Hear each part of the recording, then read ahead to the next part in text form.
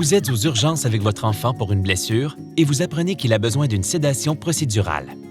Il s'agit de l'administration de médicaments aux enfants pour diminuer leur conscience et minimiser la douleur, l'inconfort et l'anxiété, afin d'aider les professionnels de la santé à effectuer une procédure médicale en toute sécurité.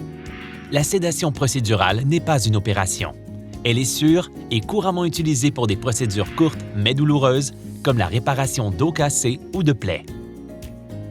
Pendant une sédation procédurale, votre enfant sera surveillé de très près et respirera tout seul. Il peut faire des bruits, mais ils ne doivent pas ressentir de douleur. Avant d'aller de l'avant, les professionnels de la santé vous parleront des risques et des avantages et vous donneront l'occasion de poser des questions. Tous les médicaments sont vérifiés avant la procédure. Informez le médecin si quelqu'un dans la famille a eu des réactions à des médicaments ou des problèmes avec les sédatifs. Votre enfant sera surveillé pour détecter tout effet secondaire de son traitement et sera rapidement traité si nécessaire. Les médicaments agissent rapidement et disparaissent rapidement. Ils ne sont pas addictifs lorsqu'ils sont administrés à l'hôpital pour des procédures.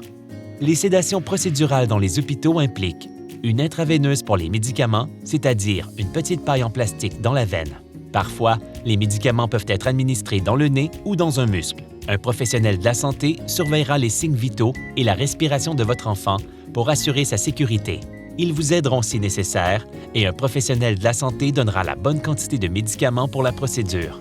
Les nausées et les vomissements sont l'effet secondaire le plus courant et sont facilement traités par des médicaments. Parfois, les enfants reçoivent un traitement préalable contre les nausées avant la procédure. Parfois, les enfants respirent trop lentement après la prise du médicament. Bien que cela soit rare, l'équipement est facilement disponible et le personnel est prêt à aider votre enfant si nécessaire.